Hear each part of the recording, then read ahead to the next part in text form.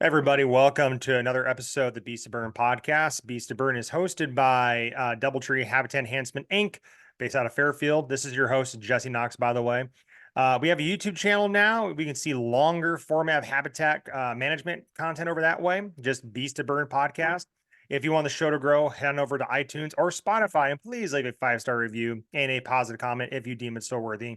And finally, on Instagram, just at Beast of Burn Podcast, all one word. You can see minor show updates and smaller habitat updates there as well. Folks, I have a familiar guest here. We have our Iowa DNR Deer Biologist, Jace Elliot. Sir, how you doing? Doing great, Jesse. Happy to be on. Yeah, I'm really glad to have you on. This is great. I just feel like there's a lot of fear mongering in Iowa, and I feel like we just need to have a good conversation. But first of all, before we get into business, we talked briefly about you kind of hunting different spots. You took a mule deer in Nebraska, correct? South Dakota. South Dakota, man, how was that? That must have been awesome. It was awesome. It was kind of a whirlwind of a hunt. We just had a couple days out there we had. So yeah, I was fortunate to have access on a big private ranch that my uncle kind of set up, who lives out in Rapid City. And yeah, it was an awesome hunt. We put 4 bucks on the ground in a couple days, and yeah, really, really cool time. It was a little different than, Midwest tree stand hunting. Right. I think there was one tree on the 6,000 acre property we were hunting. So Can you imagine? Well, you can imagine you were there. So a lot of stalking with rangefinders and scopes and everything. Wow, man. yep, absolutely. That's great. That's great. And I saw on Instagram, you did some intensive pheasant hunting as well. I like to get after the pheasants once my freezer's full of venison, at least. There you go. And this year I was lucky to get my buck in Iowa with a bow on November 1st. So that left a lot of the season to pheasant hunt, which I've been doing a good bit of. Always wish I was out there more, but that's my plan this weekend anyway. Oh, cool. So you go back to South Dakota to go pheasant hunting then? Nope. I do all my bird hunting in Iowa. Oh, I see. Okay, cool. That's been the one thing on my farm. It's kind of fun. Well, I sent you that message. I heard at least 6 different roosters cackle that evening, and every year I get a few more and a few more. And I'm not really managing for pheasants. They just keep showing up. So I'm like, yeah, I'll take it. That's awesome. Yeah, no, it's great to hear. Yeah. So tell us about your deer season. You're saying that you guys had a pretty successful gun season, or was most of your deer harvester and bow or gun? Well, bow and early muzz. Okay, that's right. Those are the seasons that my fiance and I hunt. Cool. Yeah, we filled all our tags that we had in Boone County, which is where we hunt. And where we hunt in Boone County, we didn't seem to see many effects from EHD. Although further south in the county, where we have most of the reports, I think people are singing a little bit of a different tune. But from my own, hunting observations, it was a great season. I did a lot of scouting in August and September with binoculars. I didn't run any cameras. Oh, wow. So just a lot of glassing deer at a distance and trying to make a plan for bow season. And yeah, it worked out great. That's awesome. Is Boone County more open and more valleys than? It is in places. I mean, it's certainly pretty heavily wooded, but I was sort of focusing on the land cover where I could glass a good distance. That's cool. So I was looking into willow bottoms and things like that. We had, of course, some flooding in the Des Moines River, and that really changed the vegetational cover quite a bit. And the deer responded. So it was a fun season. That's interesting. Like on EHD, I have a creek that goes through my farm, and I have a rather good size. I don't know, it's an 1.5 acre ponds, roughly surface area. And I remember years ago, I found a couple dead deer at my farm, but like this year, I really didn't find any. But I heard other reports in my county, Van Buren, that there was quite a few. So it seems to be really hit and miss. I mean, and that's the thing. It seems like the weather is so sporadic, either for summer or fall or spring. I mean, it's all over the place. You can't really say like the whole state experienced a monsoon season or a drought season. It's like different parts of the state suffer different areas. So like on your guys' end, that must be really challenging to get those reports and find a pattern, because it seems like you really can't pattern the weather anymore. Yeah, and the weather is certainly part of it, right? I mean, environmental conditions are what exacerbates EHD outbreaks. Right. More specifically, there's kind of a 3-part equation that leads to really bad EHD. The first part being hot springtime weather, high temperatures in the spring. Oh, really? followed by rain in the early summer, filling up, a lot of those stagnant water basins, followed by extended drought into the late summer. So in most of the state, we checked all those boxes, and we have a lot of EHD reports to show for it, unfortunately. So that's kind of new research that's coming out. People are trying to figure out, again, the leading causes of EHD. A lot of times you hear drought getting indicted as the sort of primary driver, but it's a much more complicated relationship than just high drought equals high disease.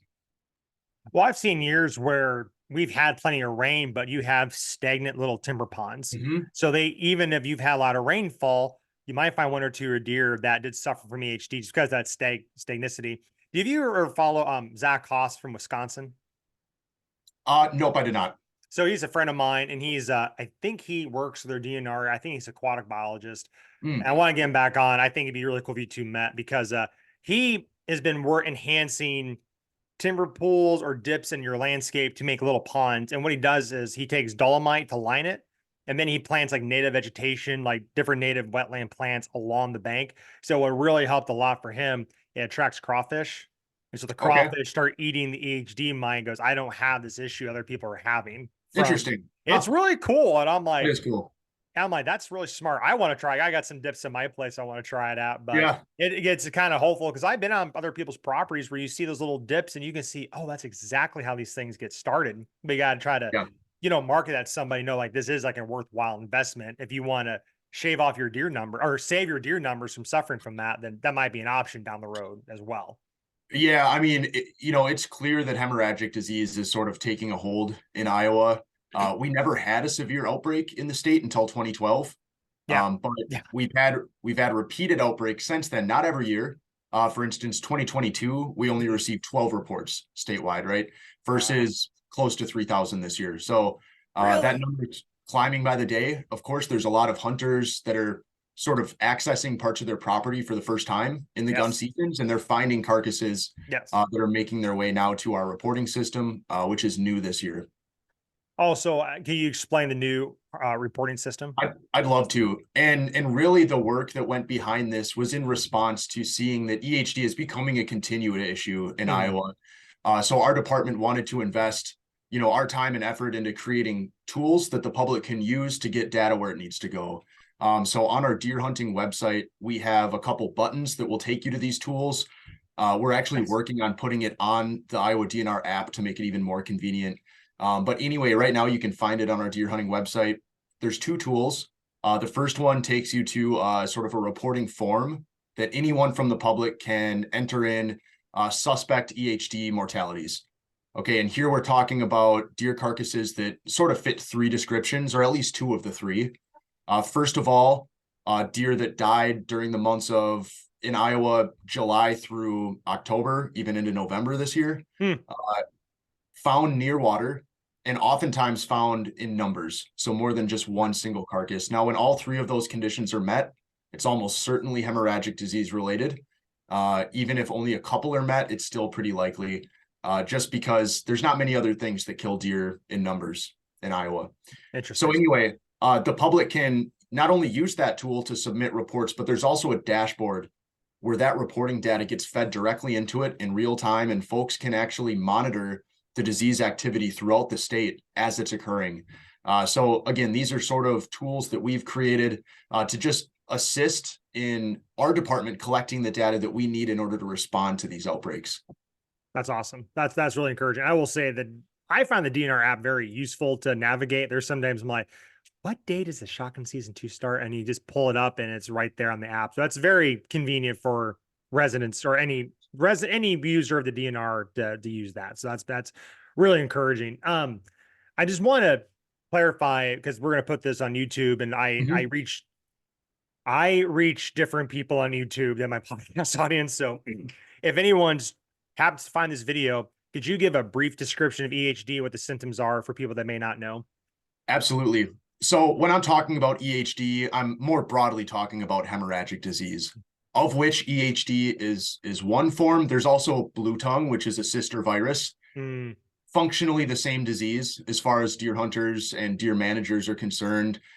We do some diagnostic testing in-house to determine different serotypes and strains and things like that. But really, I don't want to get too into the weeds. We're talking about essentially the same disease, whether we use the term EHD, blue tongue, hemorrhagic disease, whatnot. So this is a viral disease that impacts deer seasonally. I mentioned July through October as sort of the months that are impactful in Iowa, but more lately, we're seeing it later in the season. So when we have an extended summer, basically warm season into the fall months, we tend to see more cases come in, more reports, and more severe disease activity. So it's not uncommon for deer to be dying from this disease into the deer season, which is sort of a new thing in terms of Iowa's short history with the disease. EHD is spread not from deer to deer, but it's spread through a biting insect known as a midge. You may know them as a no-see-um, but they're small black biting insects that feed on the blood of deer, and in doing so can transmit hemorrhagic disease to different individuals. Now, because Iowa's deer have a limited history with hemorrhagic disease, again, we've only been having severe outbreaks for now 12 or so years, 13 years. That means that our deer herd is relatively naive and susceptible, meaning that we probably have a much higher rate of mortality than states that have had these diseases affecting their deer populations for many more decades. And there I'm talking about the states down south, Texas through the Carolinas, even up into the Northeast. In fact, I believe New Jersey was one of the first states to actually detect the disease in wild whitetail deer in the 50s. So while the disease has been much more common and, is sort of already ingrained into, hunters' lexicon down there, it's new for a lot of hunters, especially in northern Iowa. While we had severe EHD outbreaks in the early 2010s, we're really only beginning to detect it in the northern half of the state in the last few years. So it's safe to say that those deer are particularly naive, and likely mortality rate is near 100%. So when you say naive, do you mean immunity wise, or do the Exactly. deer mostly immunity? Okay, gotcha. Immunity, yep. And it's fair to say that based on the experience of these other southern states, right, they've had EHD in their herds for decades longer than Iowa has. But what they found now is that they have lower mortality rates and less severe outbreaks when they occur. So I think that hunters in Iowa can look forward to that in the future, though we might still be a couple decades or a few decades from that potentially. Gotcha. Interesting.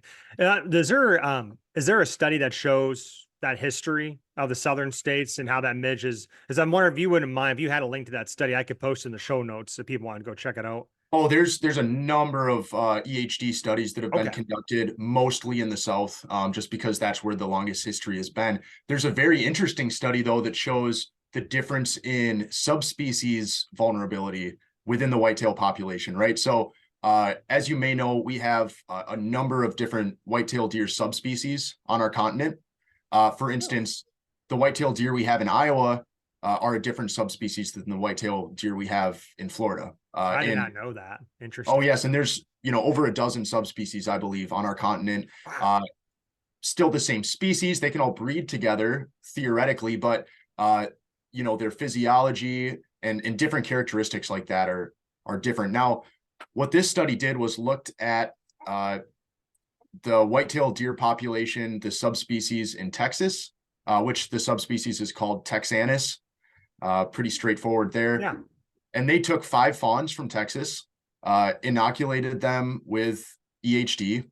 And then they also took 5 deer fawns from Pennsylvania, which I believe is the Borealis or the northern deer subspecies, and inoculated 5 fawns there with hemorrhagic disease. And they basically waited and saw the effect. What they found was that in Texas, all 5 of the fawns survived.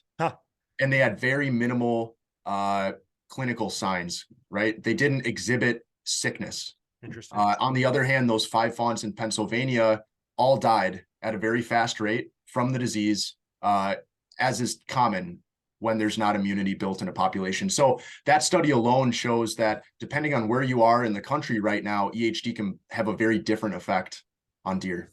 Right. Well, that is the thing. I find that so fascinating 1 second. I want to focus. My son is asking for some assistance with something. Problem. Anyway, so yeah, I find that really encouraging it's unfortunate that our deer herd's experiencing this at the time being, Yeah. but at the same time, it's encouraging, eventually they will build up an immunity that won't matter. You know what I mean? And it's just going to evolve because I know guys have talked about developing a vaccine or minerals that can help fight off the HD. And I'm like, we're blessed with a high deer herd. And I'm probably speaking out of line here, but Mother Nature is probably like, if there's too much of one thing, I'm going to thin it out some way or another. And unfortunately, this might be just a symptom of that right now, of that midge coming up further north. And we are experiencing this. And it's like we have a high deer numbers. And so we're going to experience more mortality because we just have more deer to see. Does that make sense what I'm saying? Or Well, yeah, and that's a sound biological theory. Like there are checks and balances in nature, right? sure. When we raccoons are a perfect example with Right. distemper. When you Yes. have very high raccoon populations, distemper can come in and change that. EHD is not density dependent in that way. Oh, really? Because it's not transmitted from deer to deer, Oh, that's a good it, point. I understand. Yes. it Yes. impacts deer independently of the density, and Right. it makes it tricky. Now, if we only had EHD in our southern deer populations, it'd be less of a concern. Because the reality is that we have a lot of EHD in our western and northern deer populations that are very limited, low numbers, and that is really not a good place for the disease to be in these recent years. So, Interesting. um, that is just another management challenge. So in the past 10 years of us having EHD here, has there been shown any data showing like, oh, from 2012 to 2022, we've seen less mortality even during these severe weather years, or is it not quite there yet to see that difference quite yet? Well, here we are in 2024 with our second most severe EHD outbreak and counting. It's Mm, possible that we'll receive a number of reports that would actually put 2024 in the number one spot. everyone's. 2012 has always been that historically most severe Mhm. outbreak. What's interesting about 2012 was that most of those reports came from just two counties, Warren and Madison. Really? That's right. Now, what we're seeing is a much more widespread and perhaps slightly less severe outbreak in Iowa in terms of locales. But that's not to minimize the impacts it's had in those local regions. Counties like Guthrie and Dallas this year they appear to be widely impacted. What I'm hearing from our staff in those counties and hunters in those counties is that from corner to corner, they're seeing a very big difference in deer population after this disease. Now, our reports that we receive from the public aren't high enough to make sense of that on their own, but it's important to understand that for every one report we receive from the public, there's at least 9 or 10 more deer out there that aren't getting detected. And the reason Mm, I can say that is that there was a study conducted decades ago that tried to assess the detectability of deer carcasses. Now, they had trained wildlife biologists actually try to identify carcasses on a landscape in a systematic way, and they only yielded a 10% detection rate. So we wow. can conservatively adjust our mortalities by 10 times and still probably be well under what's been realized. I understand. So it my I was mentioning my friend earlier, Zach, with his let's say enhanced water hole system. Is there a common theme beside? I'm just curious, like, is it any stagnant water? It can be like a farm pond or a cattle pond or just a shallow end of a lake. I mean, pretty much any there's stagnant water at, this midge is going to thrive. And obviously where shallow waters at, deer are going to have easier access to drink, and they're just going to come in contact with this midge regardless, it sounds like. Yeah, so warmer water, muddy water, Hmm. mud flats especially tend to really be where a lot of carcasses are found. Sort of on the oxbows of rivers. Sure. Now, on the other hand, in Northeast Iowa, where a lot of the water we have is in cold spring-fed streams, we don't see very much EHD mortality compared to Mhm. the rest of the state. And I think the reason is because of the water conditions in that part of the state are such that it doesn't allow midges to have the same presence as Interesting. further west, where water, of course, is not spring fed. That's interesting. That's interesting to think about. Huh. So, and I'm trying to find the right way to ask this question because I want to tie in CWD here soon. But With in regards to future deer management, let's talk about deer management EHD. Then we'll throw that wild card of dreaded CWD in Sure. later. Yeah. You know, what right now with the data you have from reported, let's see, reported CWD deer EHD deaths and hunter, how does someone go about managing deer herd with all these factors out? Like, well, let's back up. Let's back up 1 second here. So I averaged my farm off talking to our biologist, Jeff Glaw, who manages Yep. the Schema Wildlife Unit. We talked about a year ago, and he thought we might be having about, at that time, 60, 80 deer per square mile for Southeast Iowa for an average. And, they think that's too high. Maybe I misunderstood him. I don't want to throw him under the bus. What would you say for our area of the state? Was it more healthier? Well, not healthy, but like what would be an estimated range of population per square mile, do you think? Well, we've recently worked with ISU to actually create county density estimates, right? And now the nature of these estimates are that they're an average across the county, right? So it's entirely possible that in a county that estimates 20 deer per square mile on average, Okay. there's going to be pockets with much more. Sure. There's Sure. going to be pockets with much less. Just Yes. want to make sure our listeners understand that. But what you'll find in Southeast Iowa is that there are some counties with densities approaching 40 deer per square mile on average. Okay. There's a lot more counties in the 25 deer per square mile ballpark, right? So the upper end of what you'd find on average in Iowa is around 40 deer per square mile across the county average. Okay. On the other hand, we have counties in Northwest Iowa that are at 3 deer per square mile. Okay. What about Alamance County? What do you think their square mile is? Well, I could actually pull that up just so I actually have the real numbers. I was curious to see they have a huge deer quota, antlerless quota. So I was curious if they have a higher population for that core in the state. Yeah, so the researchers at ISU have estimated about 36 deer per square mile in Alamance. Now, Alamance and Clayton County are exceptional deer habitat.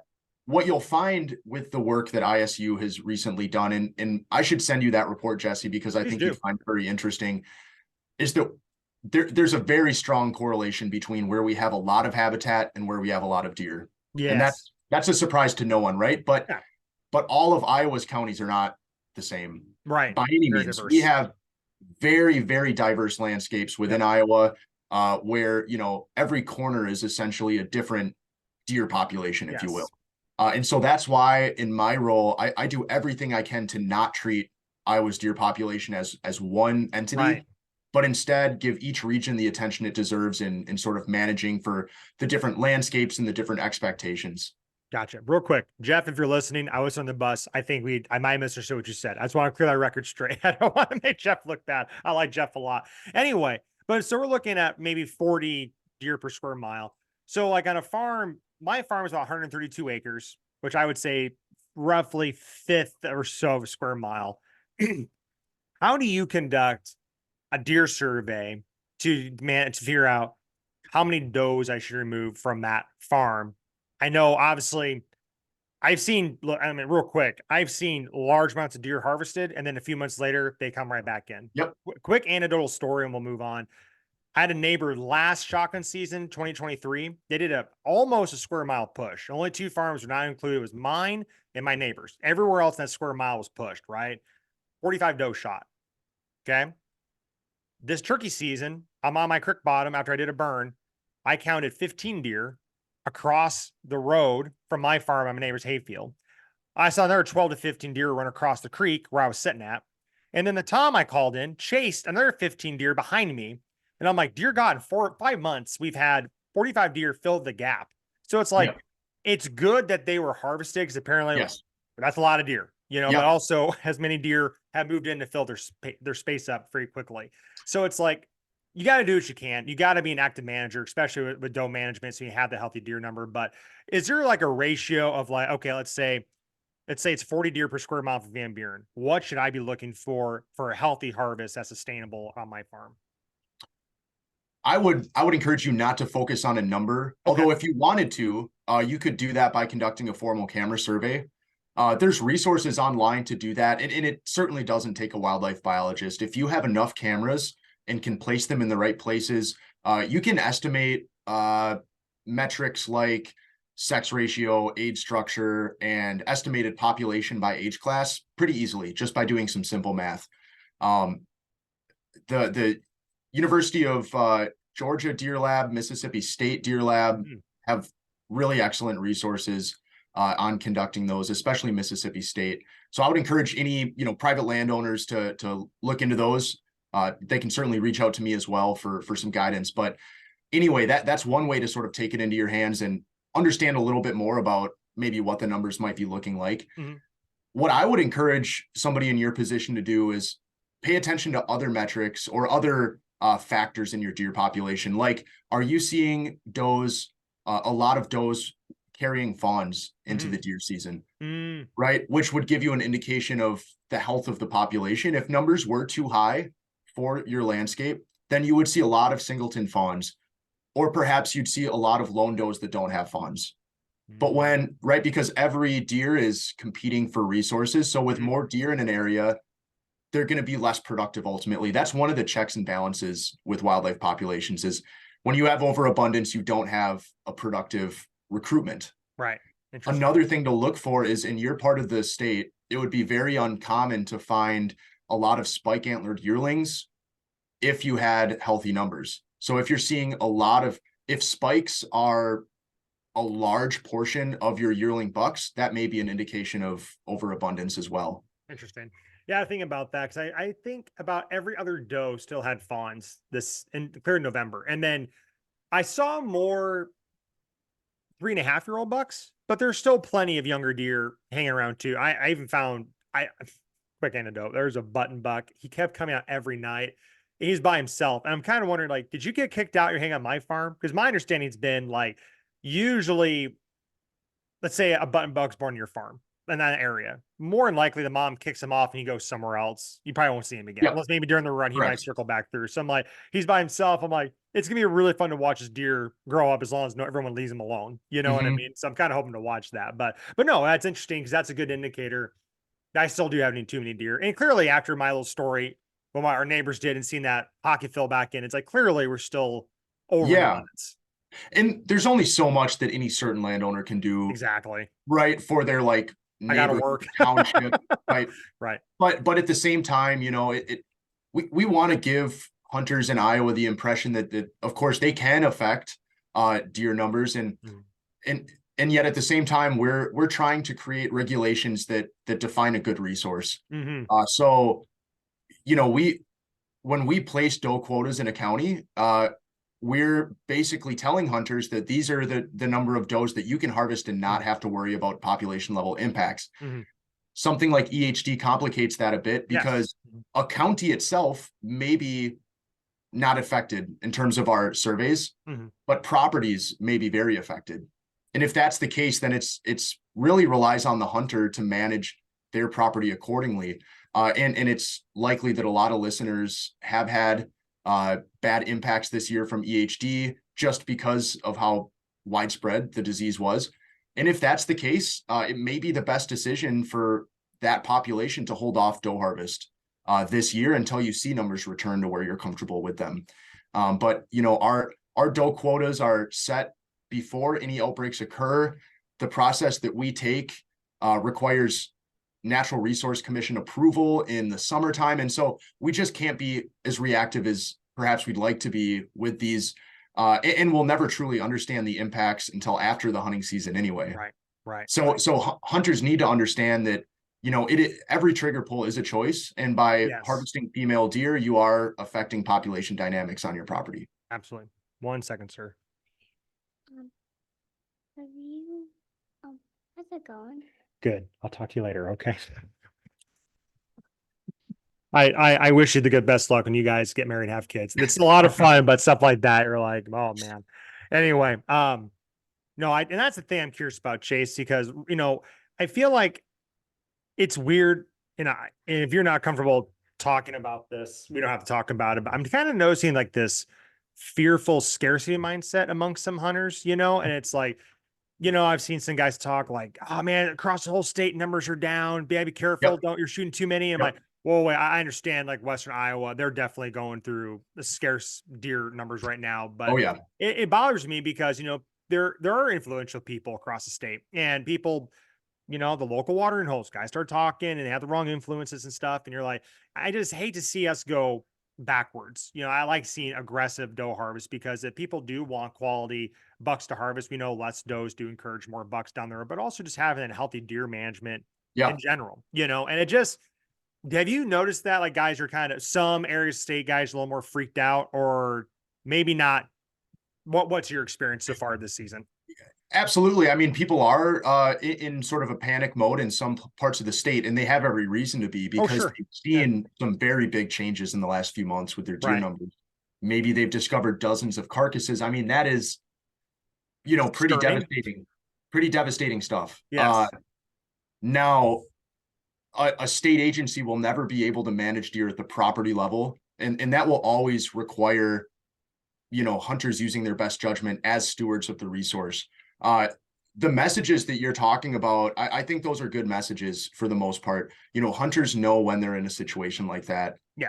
And the reason that we've seen deer rebound very quickly in places like Southern Iowa after an EHD outbreak is, I think, in large part because of that selective mindset and self-regulation. Mm-hmm. So, Mm-hmm. our department is ready to respond to county deer problems that result after an EHD outbreak. But there's a lot of counties, like most of Southern Iowa this year, does not seem to have had the impacts that will show up in our survey data, Mm-hmm. and it won't show up in our harvest data. Mm. But there's probably a lot of farms that are hurting.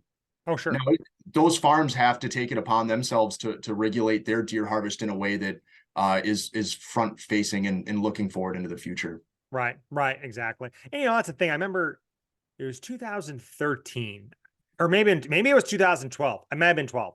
And I remember my wife and then girlfriend sitting in the blind, dude. We counted 30 deer on an acre food plot, and I saw $5 come in. And now it's like I see like 6 or 8 at a time. But part of me is like, I kind of missed that. But there's another part of me is kind of like, that's a lot of deer, man. And then it's like when they do encounter that midge, it is devastating to see like you go from, 20 some deer and they're gone like that, Yeah. Yeah. But so with EHD in the landscape, it's just kind of part of our deer culture now. And it's up to the hunter to use his best intuition how to manage their deer herd. Whether you're in my part, I got to kill more deer, Western part, take it easy.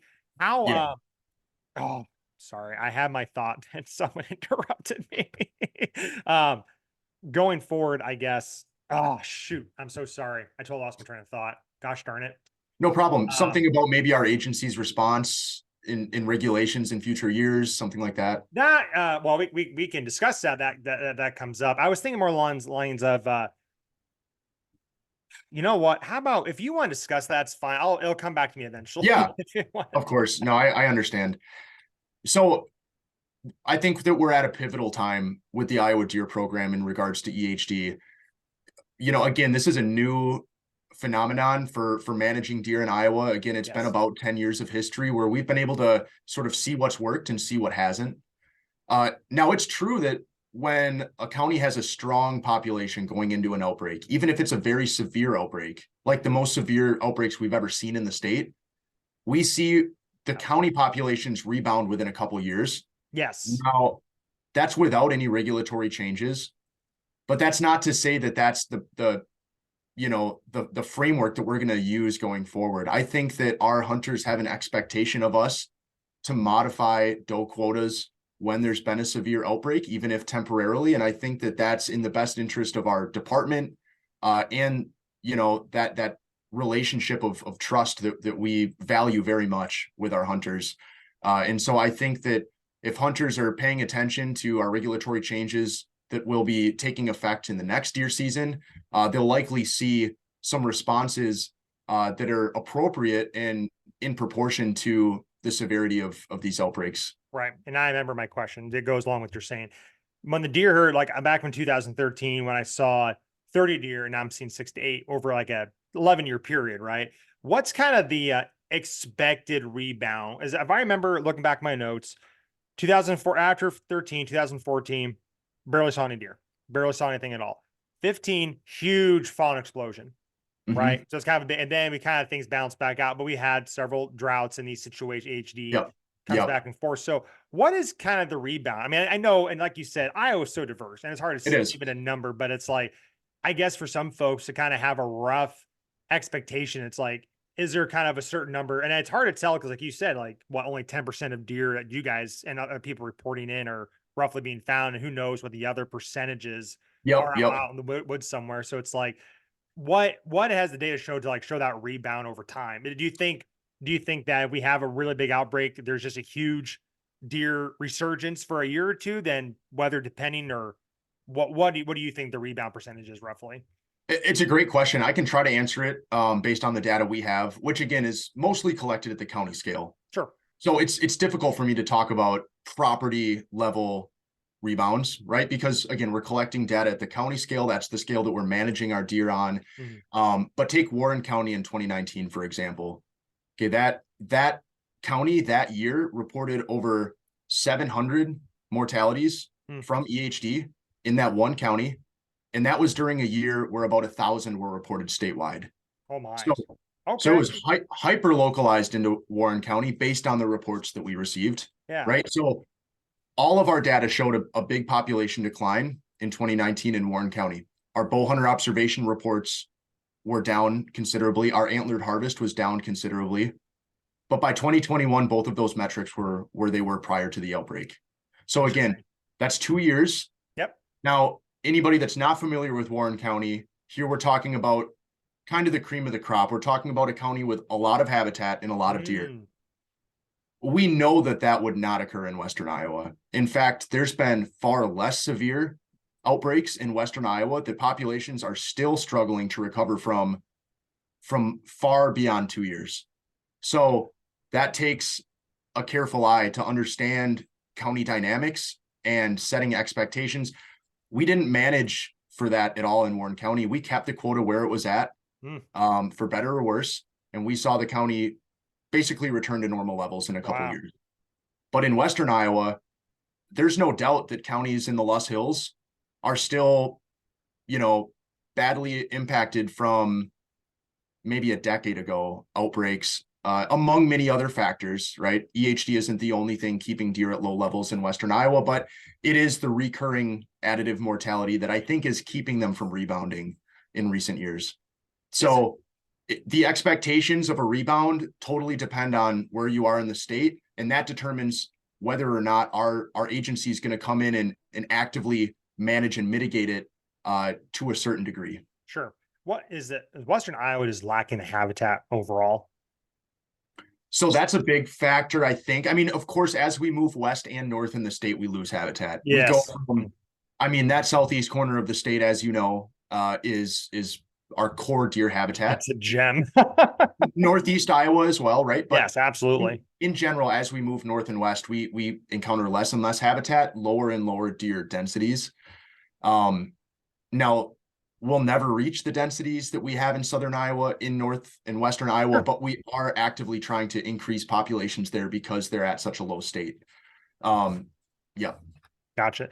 I was always want to ask you this question. So I saw, I think maybe it was the NDA or the DNR said you kind of had like a little, you were traveling around the Western Iowa this early spring. Is that correct? You're talking to different people. Yeah. Sorry, go ahead. Oh yeah, no, you're alluding to our Western Iowa Deer Initiative, which was started this summer. Stage 1 was me putting on 8 public meetings across the western side of the state. So we, all the way from Fremont up to Lyon County, we tried to hold meetings that drew people in, as well as we could. We ended up having over 250 members of the public show up to that meeting series. So it was really successful. It was great to engage with hunters in that part of the state because I don't think that they've felt like their concerns have been heard. They've been watching the deer quality get worse and worse. And truthfully, the appropriate responses weren't taken early enough. We're trying to rectify that now, right? And explain that to hunters in the area. But yeah, we've been making some drastic changes in that part of the state as a result. What are some changes besides deer quotas being lowered or removed, antlerless quotas being removed, I should say? Yep. Yeah. So that's our major lever that we have to Gotcha. pull for county deer populations. But we've gone further than that recently by adding a lot of counties into a buck only restriction during the first gun season. So that's a regulation that has 15 years or so of history in Iowa. Normally it was just applied to north central and northwestern counties. After we saw deer populations recover in the north central part of the state around Clear Lake, many of those counties are removed from that restriction. And now actually many of those counties have doe quotas due to the success they've had. Further west, populations are still struggling. And we are looking at more restrictive measures to come here in the near future as a result of what we're hearing from hunters in the area and what our data is showing in terms of our populations are just not coming back at the same rate. Interesting. Okay, have fun. So, what I'm curious about is regarding that kids, man. Oh my God, I love them to death, but man, they mess up my mental focus. No, that's encouraging to hear that. I mean, Chase, I'm really sorry. I should have scheduled this another time. No problem. No problem. Oh man. I was going to ask you, my thoughts will come back with the, Western Initiative because I'm curious on the success on that. But I've always want to ask, and I hope you don't mind me asking this question. When guys come up to you and go, "What are you going to do about it?" What's the first response in your mind? That's that's going to help that person feel heard, and you guys are doing the work which you can. Yeah, that's a great question. And our management response really depends on two things. Like any agency should, we rely on science-based management, right? So we let a lot of our data inform our management, but that is not where we stop. I would say what's just as important is what we hear from the public, what we hear from our hunters, what we hear from our landowners, what we hear from our farmers, right? Because whitetail deer affect more than hunters. Yes. It's a complicated species to manage. There's a lot of strong feelings and strong interests, especially in a state like Iowa. And it requires, engaging all of those groups. But without information from our local hunters, we wouldn't not have a clear path forward. So we rely on those relationships largely, especially when a certain region in the state is all on the same page, like they are in Western Iowa, where almost every deer hunter I talk to is screaming for more restrictions because they want to see that population come back quicker. Now that's compelling. I mean, as a deer hunter myself, I don't want to be restricted. And if there was strong deer populations, I certainly wouldn't be encouraging limiting my ability to put meat in the freezer. So when I'm hearing that from hunters across an entire section of our state, that's pretty powerful. Right. It's something that we're prioritizing. No, and I love that. That's why, I can't speak other state agencies, but I've had such a good relationship with our DNR, like Kevin Anderson, our private lands biologist. You've been great to communicate with, and other biologists as well. And it's like, I feel like everyone in the agency's been really good just to get pretty straight answers from it. There's some complicated questions like we'll talk to you about later, CWD, like no one knows. And it's like, you can't expect to have a data about a disease that you don't really know about, but, that's excellent. But that's the thing I want to say too, the restrictions, that's the part that bothers me the most for counties under this initiative. And you have hunters in arms saying, we want more restrictions so we have our healthy deer population again.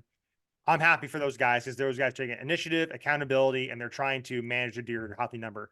What I then kind of fear is like, okay, don't let deer restrictions come over my neck of the woods, because it's like we have a lot of deer, even if we had probably a decent EHD hit to this spring or summer, excuse me. And now it's like I'm still seeing quite a bit of deer. It's like I like the firearms we're able to use. I like our quotas. I like what I'm seeing. If we had less deer, I'd probably be in the same boat as they are. I'd be talking to those guys like, what did you guys do? How do I communicate with the DNR and with Chase to accomplish what we're looking for? So does that get messy to kind of help keep, okay, look, we're gonna do rules X, Y, Z in the West, but you guys over here are okay to continue what you're doing? Or isn't that that complicated as it seems? I don't think it's messy at all, and I think it's necessary. I mean, if we treat the Iowa deer population like it's one population, there's always going to be a loser. Right. If we manage Monona County like we manage Van Buren County, bad news for Monona County. Okay, and vice versa is the same too. So no, I mean it's I think an incredibly important thing to understand, and we collect a lot of data in every county. We have bow hunter observation surveys. spring spotlight surveys. We can track harvest. We can track deer vehicle collisions, all these different things that give us an indication.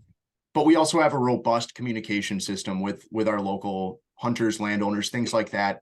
And I do everything I can in my power to get that information to the table and inform our management decisions going forward. So no, I think it's a great challenge. It is a challenge in some regards, but as somebody living in Van Buren County, you never have to worry about being treated like Western Iowa unless you'd be in that same situation. The scary thing for the deer population and for hunters is if we got in a situation where we had to manage deer as if they're just one statewide population, because there will inevitably be populations that are not positively affected. Yes. So with I remember another question now, the Western Iowa Initiative or Deer Initiative, you mentioned earlier about ISU being part of these deer surveys. Is there more intensive scouting and surveys in that part to see like where we're at per, deer per square mile, or, are you really dependent on just the bow hunter surveys and also hunters quotas and whatnot to know what's really there? So the density estimates that ISU Yes. produced was entirely based on our spring spotlight surveys. I see. And we have the same level. And the reason that we chose the spring spotlight survey to be the foundational data is because our spring spotlight survey is conducted the same in every county across the state. It's a staff run survey, so we can control if it gets ran, right? Bow hunter observation survey relies on our hunter partners to provide data, but there's limitations to that. Now, we don't have the same number of folks in every county giving us data. However, 50 miles of rural roads are going to be driven every single year on the spring spotlight survey in every county. So for that reason, it's a pretty standardized universal approach. It's not perfect, but it's our best way to, create a sort of a population metric that's applicable to every county. Good. This is the thought occurred to me. Could thermal drones be used to map deer, or is that very expensive to conduct that? It's interesting you say that. It's something that we're experimenting with, and it's something that we've used to inform the density estimates, actually, working with ISU researchers to sort of use thermal drones as a supplement to our spotlight routes. Specifically, how many deer are we detecting that are actually detectable? So our spring spotlight survey routes are great in open landscapes. Oh, but sure.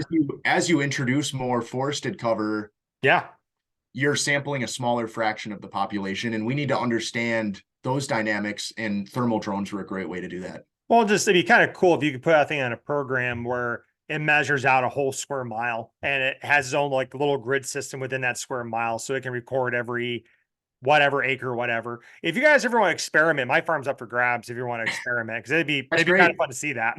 Yeah, that's great. And the work we've done was, again, just kind of in a pilot fashion in central Iowa, proof of concept, more or less. I don't know that thermal drones will ever replace our spring spotlight surveys, but they're a very interesting way to get property level data. Oh, absolutely. Absolutely. Yeah. It'd be an interesting way to see, like, how do you tell the drone to distinguish a thermal mass of a deer versus a cow? There's a lot of technical data going into that. That's interesting to think about for sure. Very cool. No, well, I can tell you don't get stuck on the numbers regarding a healthy deer population too much, which I appreciate. I'm a numbers guy. That's how I kind of view the world, and it helps me navigate where I'm at. But for you, what's a red flag for an area? Let's say a Western county, Iowa, a red flag goes up, like that's too low. What is there a number in your head, or not necessarily? What I do to look at that is look at their habitat.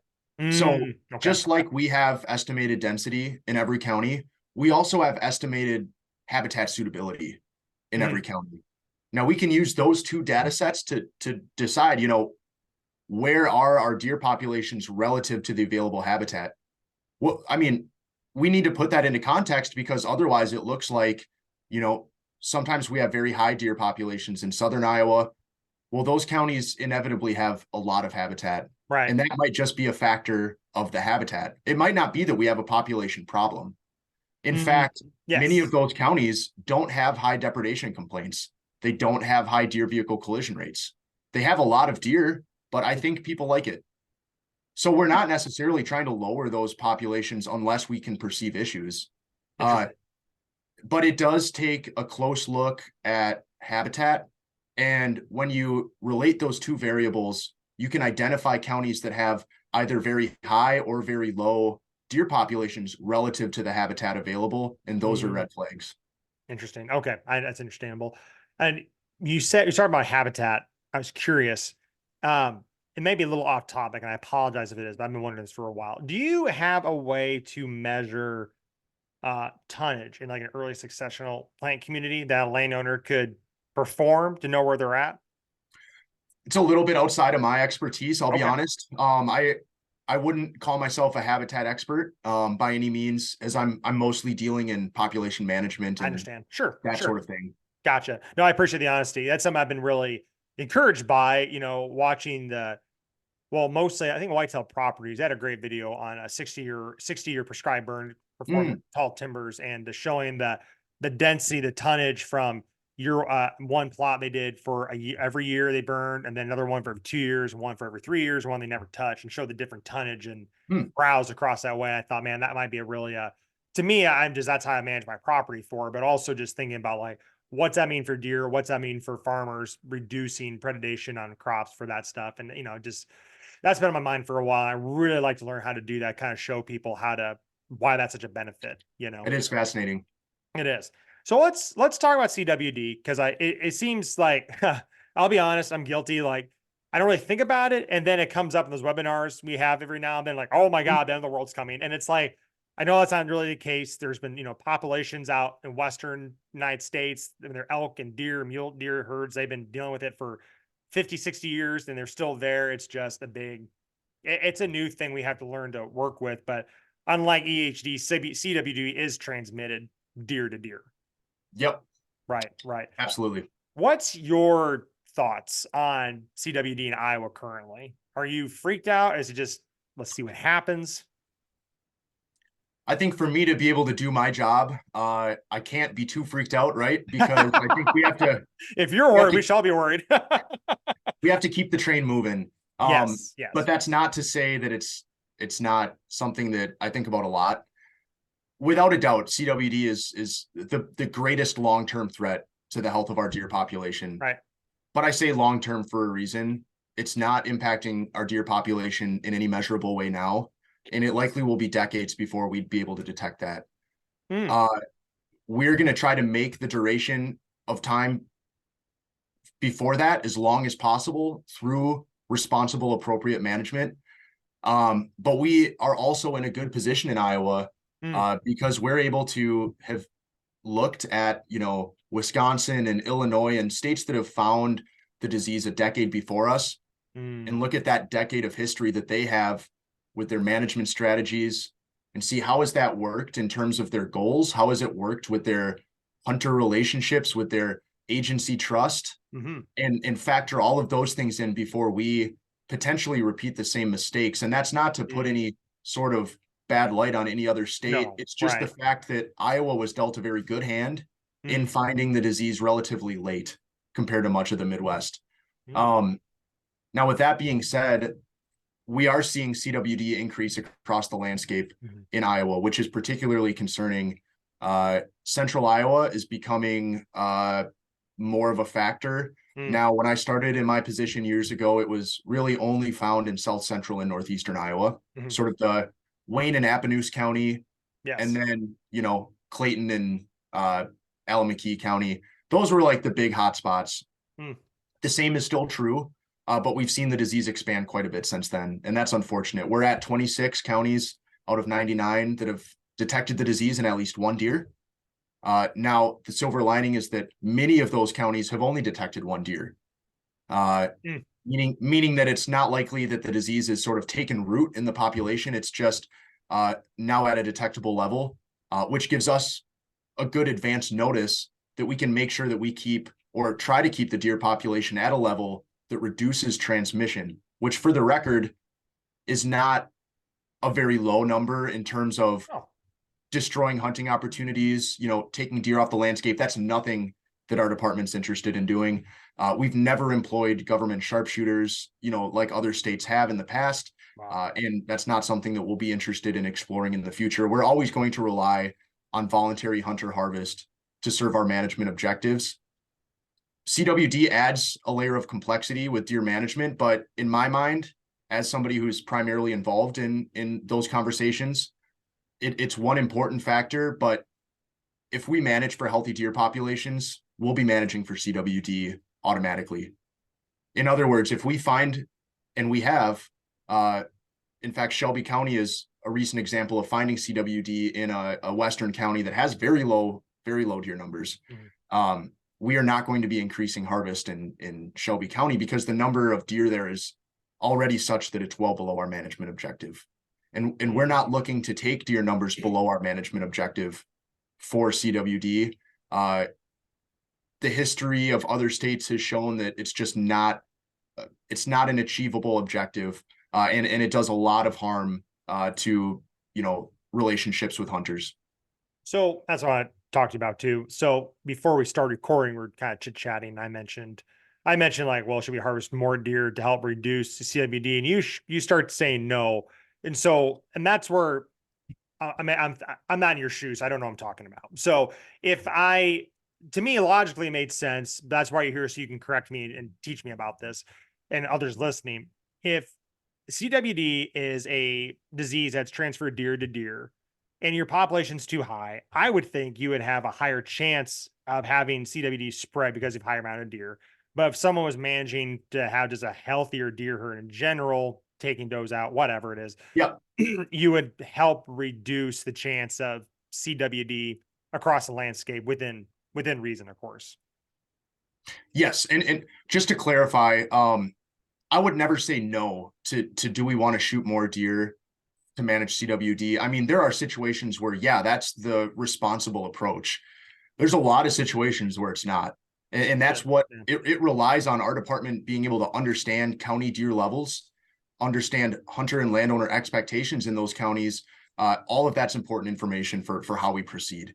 But for somebody in Van Buren County or anywhere in that southern tier of counties, Southeast Iowa, you can continue to shoot as many does as you want. And I do not think that you run any risk of harming the deer population unless you would feel comfortable shooting the does, then you should. I mean, if you're in a situation, perhaps after a severe EHD outbreak where you're just seeing 10 or 20% of the deer you're used to, of course, we wouldn't recommend anybody continues to shoot deer for CWD purposes. But if that's something, it's up to the landowner. If that's, right.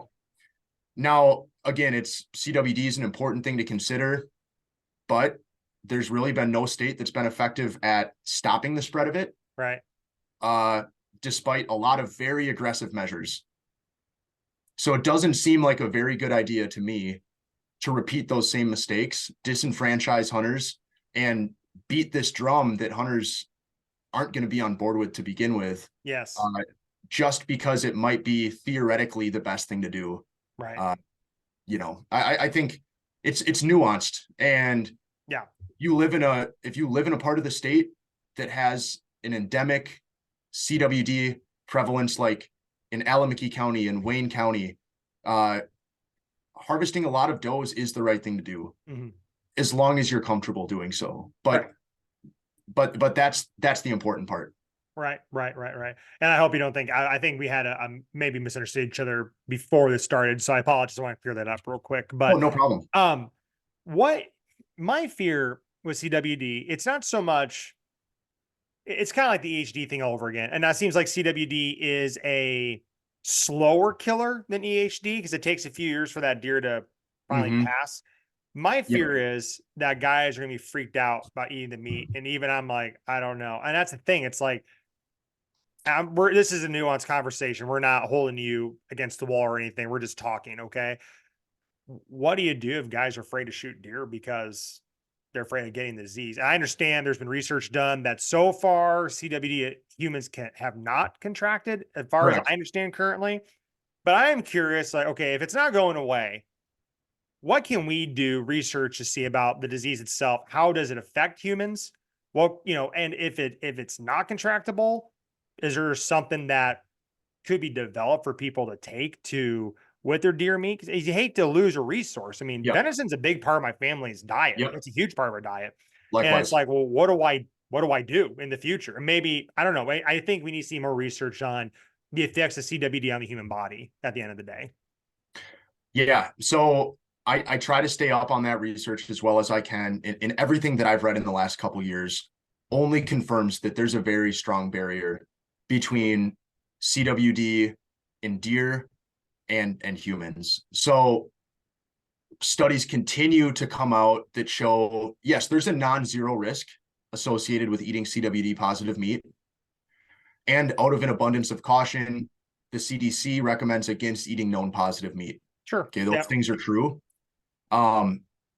We're not a food safety administration, so Right. it's not Right. really in our purview to tell folks what to do. But what we can Right. offer them is the ability to make an informed consumption decision by getting their deer tested.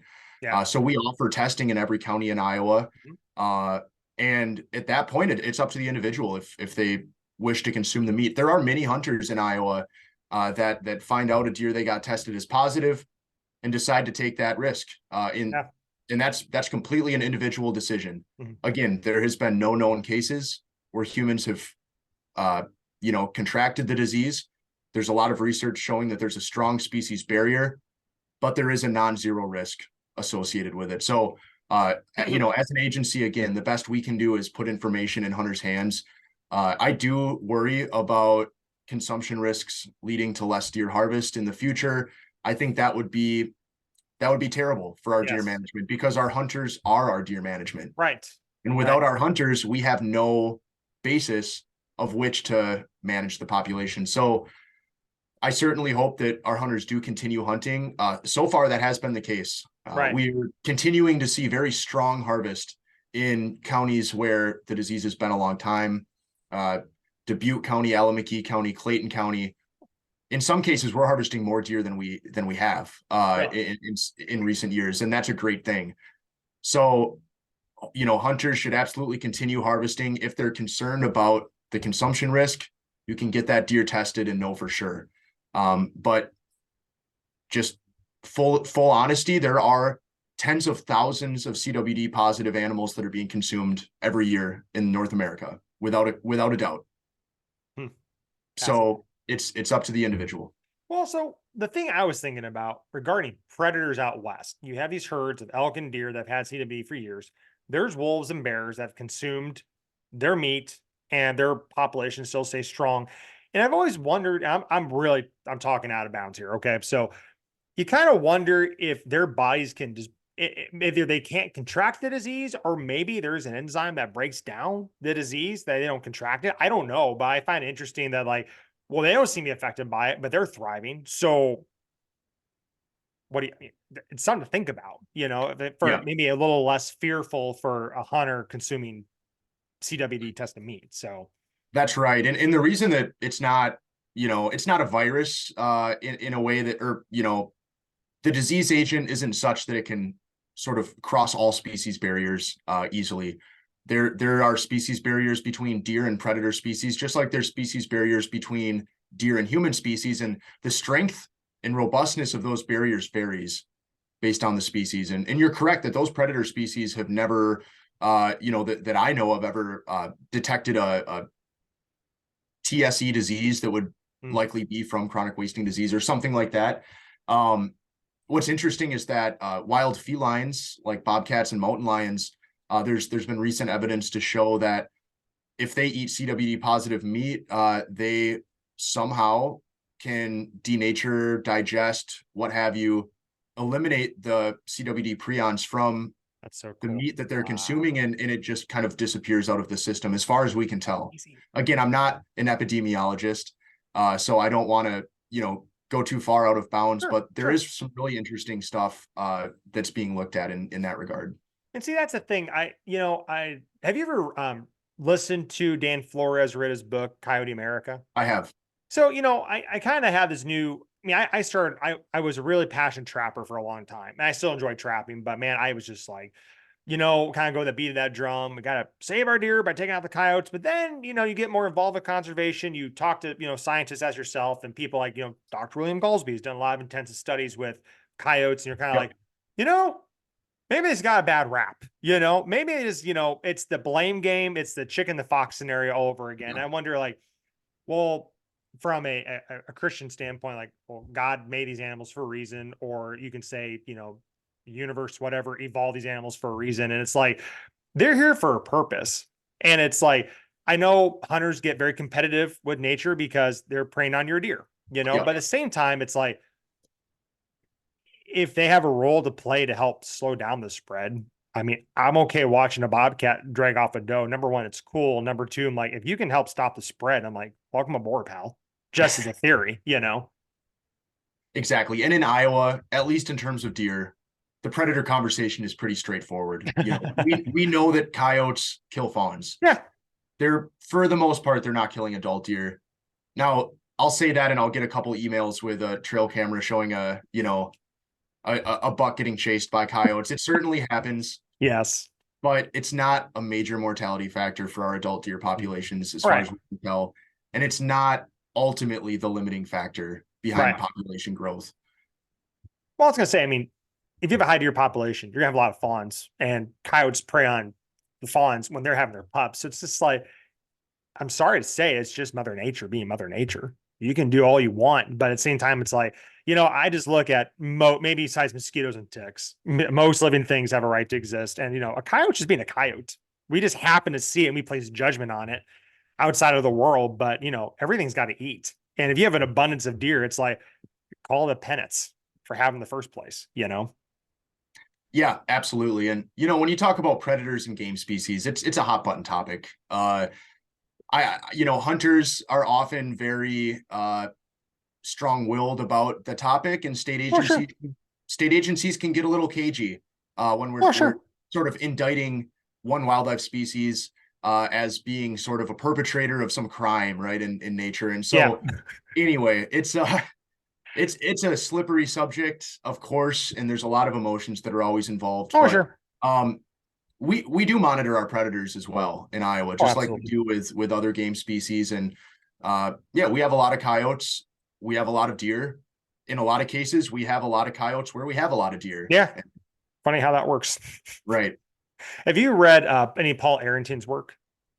I have not. So Paul Arrington was friends with Otto Leopold and Herbert Stoddard, and he was definitely more of the lone wolf of the three. And he has some great books. One is called Men of Marshes. It's kind of like his version of what book would that be?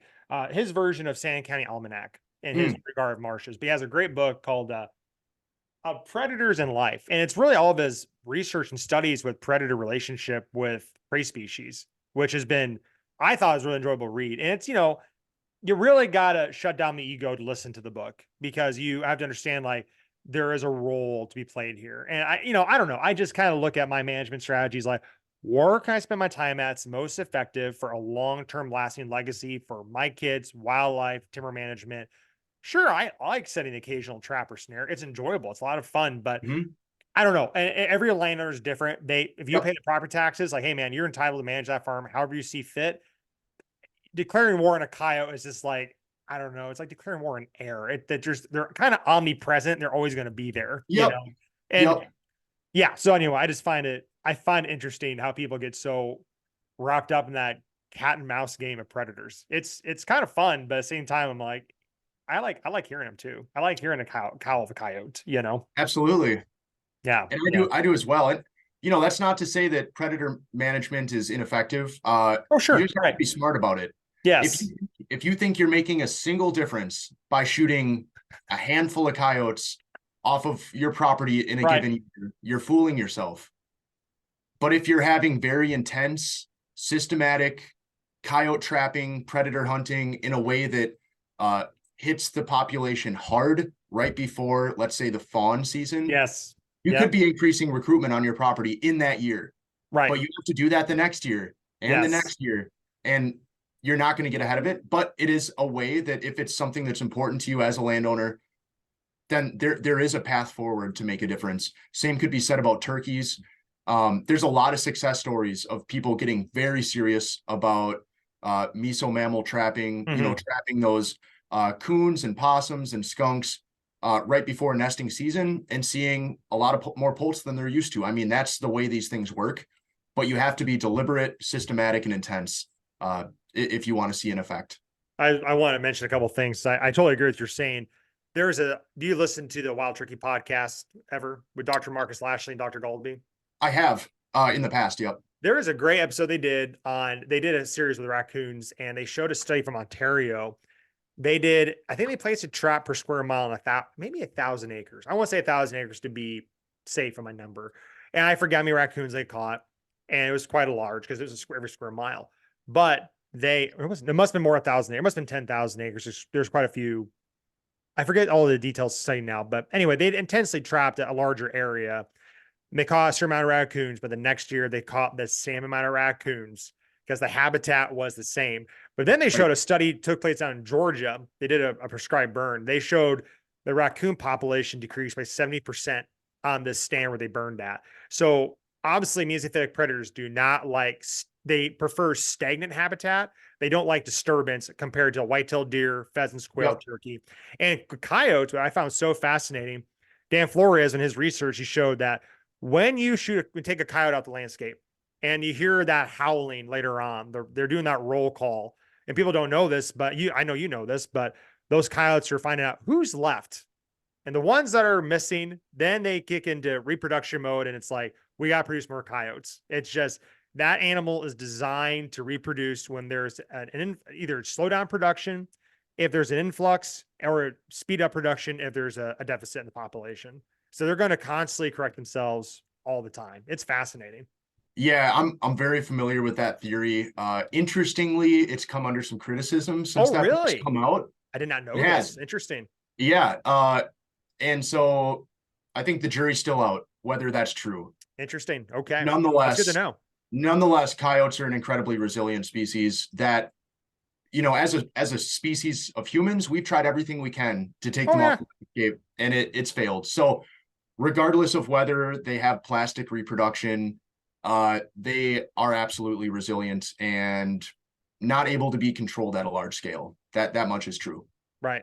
Well, so we've been talking for a good over an hour, and we've covered a lot of stuff I want to discuss. But overall, I'm encouraged because it feels like I can kind of continue status quo. But I get kind of frustrated with kind of just cut and dry statements with very little nuance or detail added to it. Like some guys in Western Iowa think it should be this way across the whole state. And it's like, well, no, I have too many deer. So what am I supposed to do?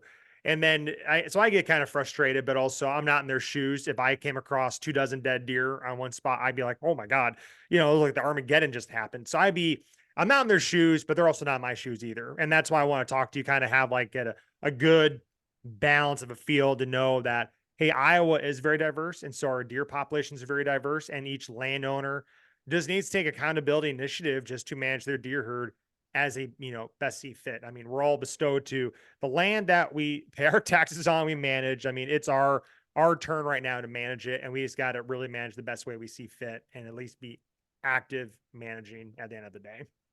Absolutely. I'll tell you I've told you the biggest long-term threat in my mind to the health of our population, right? The biggest short-term threat is doe harvest in certain parts of the state. Now, we harvest more does in Iowa than almost any other state, apples to apples, in the Midwest. I mean, I just reached out to all my counterparts in neighboring states. Right. And of every state that touches Iowa's border, if you look at every county and make a list of the top 10 highest doe percentages in their county harvest, Iowa has 8 of the top 10. Really? That's right. That's good. So we're clearly doing something right in terms of our regulations and our structure. And we shoot a lot of does where we need to, and we should continue doing that. But obviously it's no surprise that deer are a controversial, often politicized wildlife species. Right. And as hunters and landowners, we have to take responsibility to actually manage the population if that's what we're going to tell ourselves we're doing. And that means working with your neighbors who might have different interests than you do. Now, there's a lot of people that spend exorbitant amounts of money buying up recreational land, especially in your part of the state, Oh yeah. southern Iowa. And oftentimes that can lead to a deer refuge Yes. situation. Now, that might be great and it might be serving their own ends, but think of how that's affecting your neighborhood, your area. You more than likely have an agricultural producer that shares a fence, and they may be experiencing the burden of your refuge in a way that they can't get out of. And Exactly. that is the crux of our population management issues. That's why deer are often controversial and political in the state. And if hunters did a better job of keeping those populations in check, instead of growing as many deer as they possibly could in their property, understanding what's the responsible path forward for me as a landowner and steward of the resource in a way that's going to keep the interest on the right things about deer, Right. I think we'd be a lot better off. So that's the message that I'd like to say Well, for your listeners. you went there, so I'm gonna go with you there too, pal. So, because I was gonna bring it up, I was like, I don't want to put him in that position, but you went there, so I'm gonna dive in right with you. And that was something that's been really bothering me. You have landowners that might be just agriculture producers that have some timber and they lease it, and only one or two guys hunt, and they are probably after a buck. I don't know. Those guys have a doe management program. I'm going to be honest. Let's talk about outfitters. I mean, look, man, I'm glad they have a business. They feed their families. They give Yep. people good hunting opportunities. I'm happy for them. But how many, I don't know as of yet. If there's any outfitters want to come on and talk about this, I'm all gear up to hear it, just to hear your side of it. And we're not enemies at all. Just, I want to know the full story. How many of those guys have a doe management program? Because you're taking a very large natural resource and canning up for your business. And also, I'm going to be honest with you, there's a cultural effect here too. How many kids be better off if they can go hunt? I know a lot of acres are tied up that people, You bet. I used to hunt, and then some guys I know their kids get in trouble. And I'm like, I wonder if they, could go hunting and have those opportunities where they feel more of a purpose, besides getting in trouble. Not saying everyone, but some do. And it's like, there's a Yep. huge cultural shift. And I get, man, look, times are tough. If I was a farmer and I didn't have interest in conservation like I do, probably be on the same path. I get it. But at the same time, it's like, don't let's put it this way. Let's not blame the DNR for having too many deer when there's people that are getting paid to let less people hunt their farm, and they're part of the problem. I like people hunting my farm. People ask, I'm like, yeah, go for it. Yeah, I like sharing my ground. It's only mine temporarily. Like, I had a cool experience over the opening season. I didn't shoot a deer, but we have an officer from Cedar Rapids came down with his son. His son shot his very first deer on my farm. And I was like, I didn't get a chance to shake his hand, but I was like, man, that's so cool. I'm so happy for that kid. So That's awesome. it's cool that kid has a good memory on my farm, and it's like, Exactly. how many opportunities are we losing for future hunter generations by not opening up those doors, opening up those gates to enjoy? And so I'm not passing judgment. These guys have successful businesses. All I'm saying is, like, you got to think of the consequences culturally for your area, but also deer population in general as well. Exactly. And as somebody who's very close to these issues on the sort of political side of things, as hunters, outfitters, what have you, we have a lot more to lose than we have to gain by harboring high deer populations at the property level. And I could not be more serious about that. So it's something that we need to take seriously and be accountable. Like you mentioned, the answer is access. The answer is yeah, maybe the people that are hunting your property don't like hunting does. We'll get them out of there and get some people that are serious about doe harvest in there, because there are people that will come, and our department is happy to facilitate that in any instance. Oh, what do you mean by that? Well, we have a what's known as the doe hunter registry, or deer hunter registry, I should say. And it's a program we've had for some time, but we're revamping it lately. So it can be also found on our deer hunting website. But basically it's a dashboard where you can add your information, create a profile, if you will, which will put a dot on the map with your name, your number, your preferred hunting season, your any notes you want to add about yourself, it's usually good to mention that, you know, you're a respectful, considerate person and things like that. And that's all information that farmers in your area can utilize if they need somebody to come hunt deer, because there are a lot of farmers that don't hunt and might not know any hunters, or might have the wrong hunters there Sure. that aren't serving population management objectives. And so we've tried to create a database where farmers can find that information easily. And now there's also an option for farmers to join the program as well. At this point, we have well over 100 hunters across the state signed up, and Oh, we wow. have zero farmers. Huh. So that does tell you a bit about the issue, but to be fair, our audience on our website are hunters.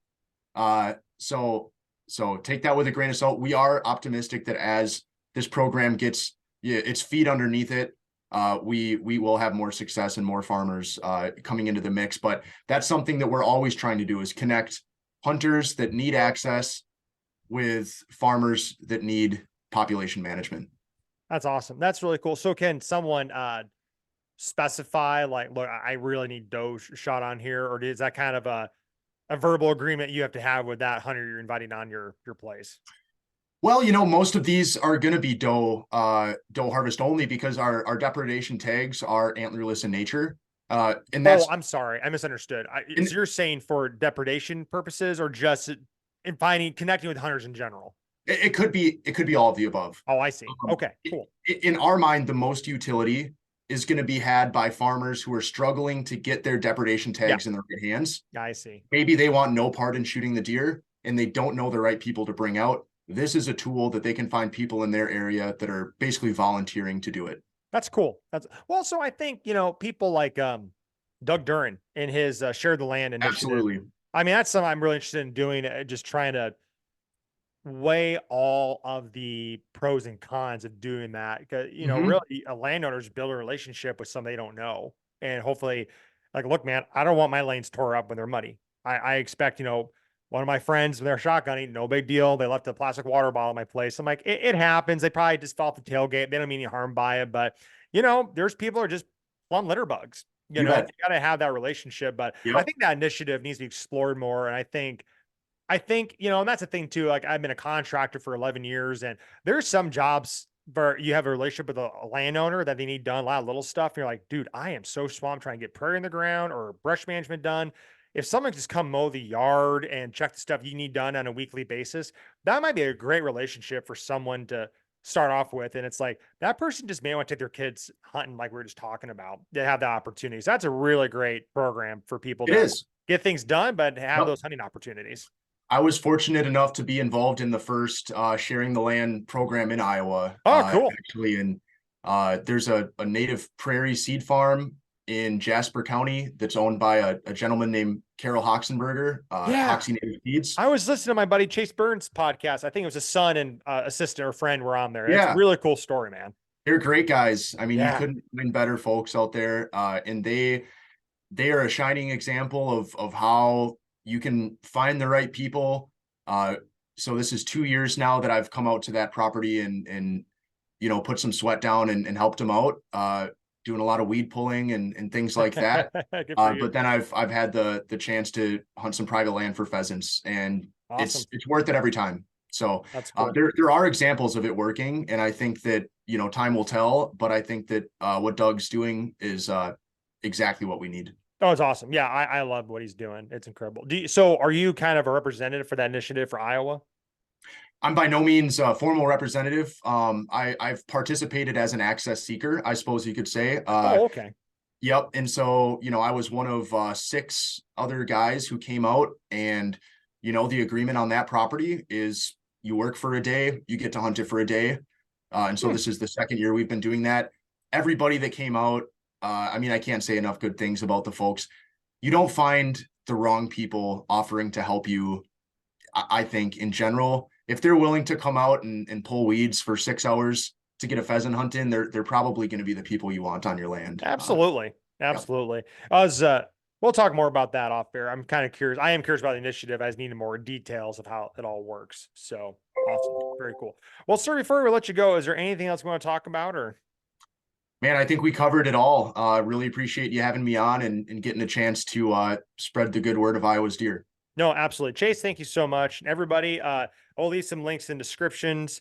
I'll have to go back, remember what they were again. I know there's a study from EHD, which would be awesome. But anyway, everybody, thanks again for listening to our episode of the Beast of Burn podcast.